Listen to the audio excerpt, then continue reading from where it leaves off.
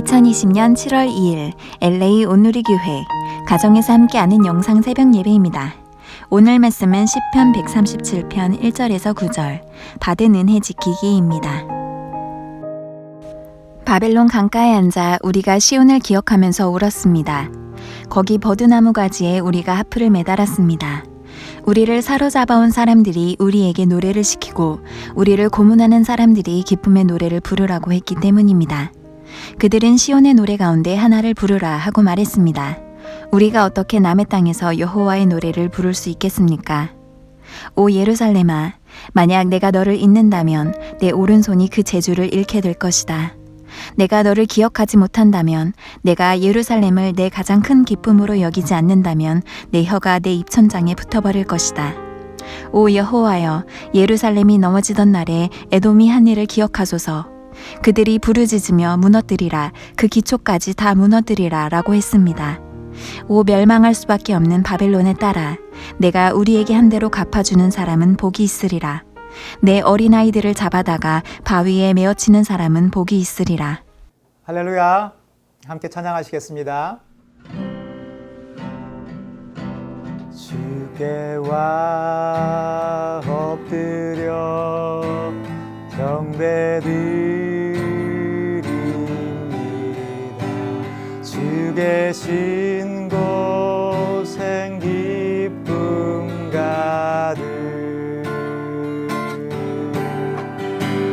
무엇과도 누구와도 바꿀 수 없네.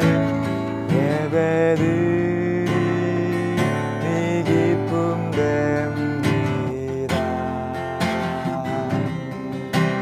주께 와 엎드려 경배드립니다.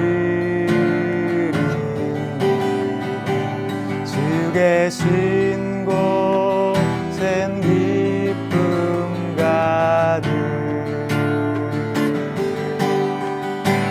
무엇과도 누구와도 바꿀 수 없네. 예배드림이 기쁨 됩니다.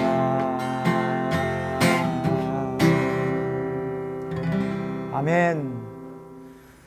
할렐루야. 7월 2일 목요일 아침입니다. 오늘도 하나님 말씀으로 하루를 시작하는 여러분에게 주님의 은혜와 사랑이 가득하시기를 축복합니다. 우리는 때로 우리에게 주어진 것들의 소중함을 잘 모를 때가 있습니다. 너무나 당연히 늘 있는 것처럼 느껴지던 그것이 우리의 삶에 사라져버리면 그때야 그 소중함을 깨닫는 경우가 가끔 있습니다. 우리 삶의 전기도 그런 것 같습니다. 정전이 되면 그 전기의 소중함을 깨닫게 됩니다. 특별히 밤에 정전이 되면 더 그렇죠. 뿐만 아니라 날씨가 더워도 마찬가지입니다. 선풍기나 에어컨도 또 냉장고도 켤 수 없기 때문에 그렇습니다. 코로나 바이러스로 인해서 우리가 모이지 못하는 시기가 되었습니다. 매 주일마다 함께 모여 예배하고 또 매월 한 번씩 나누던 그 성찬, 그리고 중앙정원에서 함께 했던 그 식사, 한 주간에 살았던 이야기들을 나눴던 그 시간들, 또 순예배와 또 각종 모임들, 식사와 친교의 모임이 지금 우리의 삶에서 사라져버렸습니다. 너무나 당연했던 것들, 그것이 이제 당연하지 않은 시기가 되면서 그 소중함을 깨닫게 되는 것 같습니다.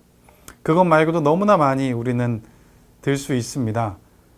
우리의 사랑하는 식구들, 또 우리의 건강, 또 함께하는 그 시간들, 이 모든 것이 우리가 잘 느끼지 못하지만 정말로 소중한 것임을 알게 됩니다.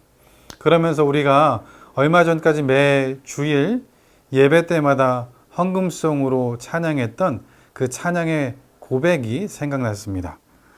살아가는 이 모든 순간이 주 은혜임을 나는 믿네.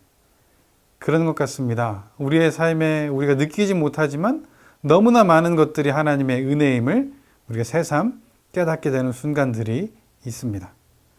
눈을 뜨고 하루를 시작하고 하루를 잘 보낸 후에 다시 밤이 되어 눈을 감을 때 이 하루가 하나님의 은혜임을 깨닫게 될 때가 있습니다.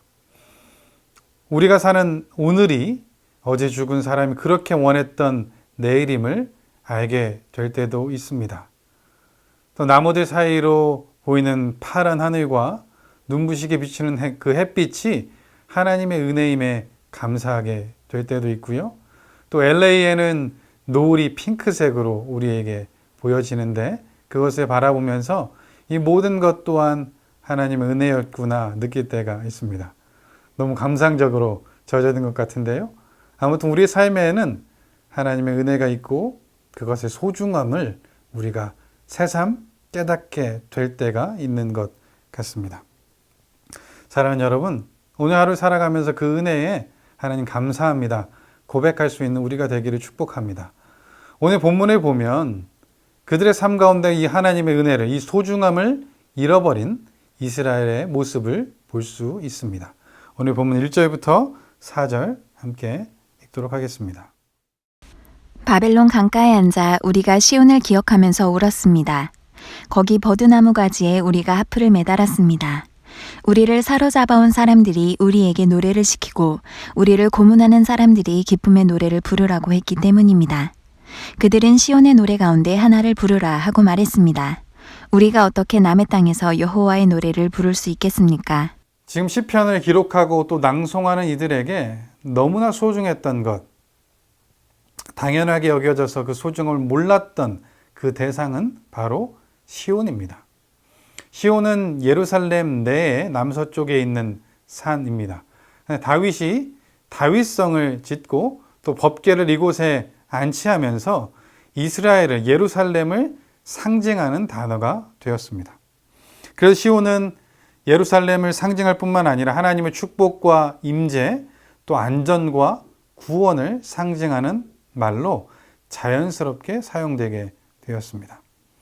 오늘 이 시편을 쓴 저자가 그 시온으로부터 바벨론의 포로로 끌려가니 비로소 그 소중함을 깨닫게 되었습니다. 하나님의 보호하심을 경외했고 하나님을 마음껏 예배하고 찬양했던 그 시온, 그 시온의 소중함을 이제 알게 됐습니다. 사라져버리니까요. 없어지니까요. 그리고 하나님의 그 은혜의 자리, 그 시온이 더욱 그립습니다. 아마도 예루살렘에 동일하게 있었던 버드나무를 바라보면서 그 그리움이 더 진해진 듯 합니다. 여러분, 우리가 교회를 들어올 때 교회 입구에 있는 무궁화를 보면 한국이 생각나지 않습니까? 우리가 너무나 잘 아는 동요 고향의 봄, 다들 아시죠? 그 가사가 이렇습니다.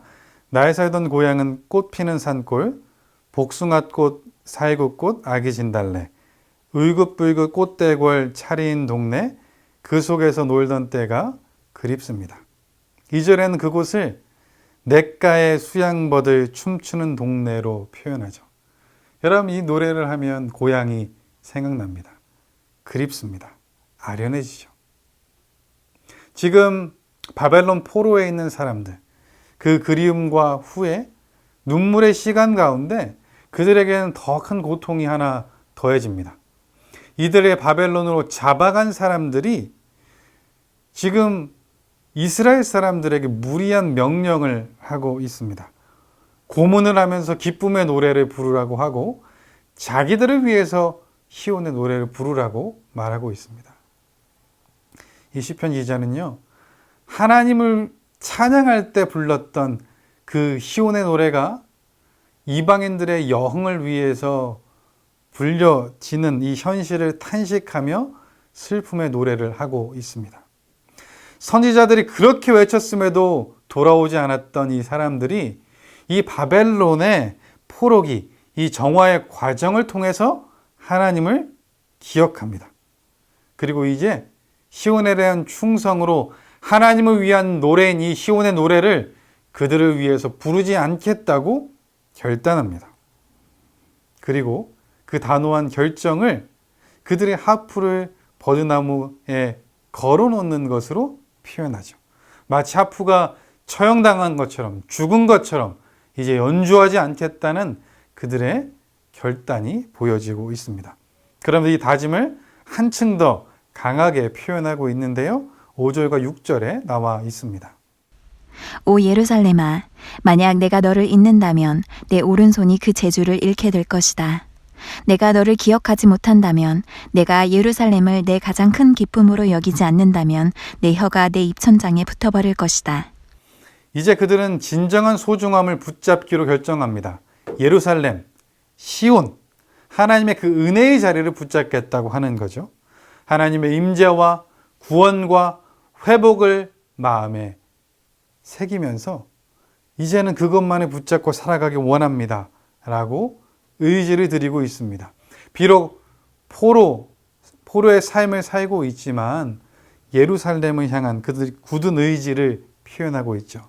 왜냐하면 그것은 예루살렘은, 시온은 이스라엘 백성들의 정체성과도 같기 때문입니다. 그러면 마치 자기를 저주하는 것 같은 표현을 통해서 예루살렘을 향한 그들의 그 충심을 노래하고 있는데요. 그들이 만약 예루살렘을 잊어버린다면, 기뻐하지 않는다면 그들의 오른손이 재주를 잃고 혀가 입천장에 붙게 될 것이라고 노래하고 있습니다.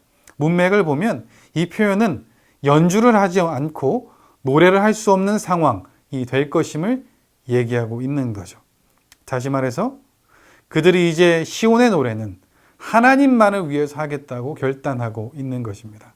절대로 그들을 위해 부르지 않겠다라고 결정하죠. 그리고 나머지 모든 것은 하나님께 맡깁니다.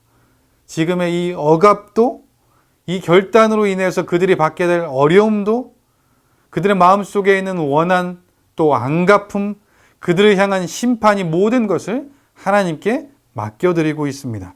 7절부터 9절에 표현되어 있습니다.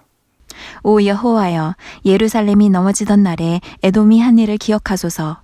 그들이 부르짖으며 무너뜨리라, 그 기초까지 다 무너뜨리라 라고 했습니다. 오 멸망할 수밖에 없는 바벨론의 딸아, 내가 우리에게 한 대로 갚아주는 사람은 복이 있으리라. 내 어린아이들을 잡아다가 바위에 메어치는 사람은 복이 있으리라. 하나님의 은혜의 자리, 예루살렘을 빼앗아간 그 대적들을 하나님이 심판해 주실 것을 간구하고 있죠. 그들이 행한 대로 하나님이 행해 주시기를 노래하고 있습니다. 이를 통해서 아브라함에게 하셨던 하나님의 언약이 기억납니다. 너를 축복하는 사람에게 내가 복을 주고 너를 저주하는 사람에게 내가 저주하리니 땅의 모든 족속이 너로 인해서 복을 받을 것이다. 그들을 저주하고 있는 이 이방 민족, 이 에돔과 바벨론은 하나님께서 저주해 달라고 그렇게 말하고 있습니다. 이 모든 심판, 이 모든 저주는 하나님께 온전히 맡겨드리고 이제 자기는 하나님의 영광을 위한 일만 하겠다고 하는 거죠. 그 결단을 보이고 있습니다. 사랑하는 여러분, 그런데 이들의 이 결단이 지금 우리에게도 필요합니다. 지금 우리에게 주어진 하나님의 그 은혜를 지켜가는 노력과 결단이 있어야 합니다. 여러분, 그 은혜가 지금 우리에게 있을 때 지켜갈 수 있어야 되는 거죠. 지금 우리가 살아가는 이 세상도 바벨론과 비슷합니다. 물질이 하나님의 자리를 차지하고 있고요. 우리의 탐심이 우상이 되었습니다. 하나님을 위해서 쓰여져야 되는 우리의 삶이, 우리의 마음이, 재능과 우리의 관심이 세상을 위해서 쓰라고 그렇게 요구되는 세상 가운데 우리가 살고 있습니다. 여러분, 이때 우리는 하나님의 은혜의 자리를 지킬 수 있어야 됩니다. 우리 신앙의 순수함을 지켜갈 수 있어야 합니다. 바벨론 포로의 신분이었지만 신앙을 지켰던 다니엘과 그 세 친구의 모습이 지금 우리에게 있어야 합니다. 우상에게 드려진 제물로 자기를 더럽히지 않겠다고 결단했던 그들의 모습이, 죽음을 무릅쓰고라도 금신상 앞에 엎드리고 절하지 않았던 이들의 모습이 지금 우리에게 요구되고 있습니다. 오늘 본문에 있는 것처럼 여호와의 노래를 바벨론을 위해서 부르지 않겠다는 그들의 결단, 하프를 버드나무에 걸면서 자기의 오른손의 재능과 그 혀를 제어하겠다는 이들의 결단이 지금 우리에게도 필요합니다. 그렇게 하면 이 바벨론이라는 세상에 살아가며 하나님의 은혜의 자리에 우리가 거할 수 있게 됩니다. 하나님의 은혜를 지켜갈 수 있게 될 것입니다. 사랑하는 여러분, 우리가 하나님의 이 은혜를 기억하고 하나님을 위해서 살기로 결단하면 지금 이 자리가, 오늘 이 하루가 하나님의 은혜의 자리가 됩니다. 하나님이 함께 하시기 때문에 그렇습니다. 여러분, 그래서 오늘 하루를 살아가면서 세상과 타협하지 않고 하나님을 위해 살아가기로 결단하는 그런 우리가 되면 좋겠습니다. 그럴 때 오늘 하루 은혜의 자리를 지키며 은혜의 자리에 살아가는 우리가 될 것입니다. 오늘 이 시편 기자의 고백이 우리의 고백이 되기를 마음속에 원하면서 오늘 하루 그렇게 살아가는 우리 모두 되기를 주님의 이름으로 축복합니다. 함께 기도하겠습니다. 사랑의 하나님 아버지, 감사합니다. 지금 우리의 모든 삶이 하나님 은혜임을 다시 한번 고백합니다. 하지만 우리가 그 은혜를 깨닫지 못하고 살아갈 때가 너무나 많이 있음도 고백합니다. 오늘 시편처럼 은혜를 잃고 후회하며 눈물 흘리지 않기 원합니다. 하나님의 은혜를 지켜가기 원합니다. 그 은혜의 자리에 서 있기 원합니다. 세상이 때로 바벨론처럼 우리를 억누르고 유혹할 때도 믿음으로 은혜의 자리를 지키는 결단과 노력이 우리에게 있게 하여 주옵소서. 그래서 오늘 하루의 삶도 하나님 은혜의 자리에 거하는 우리가 되게 하여 주옵소서. 모든 건 주님께 맡겨드리며 예수님의 이름으로 기도합니다. 아멘.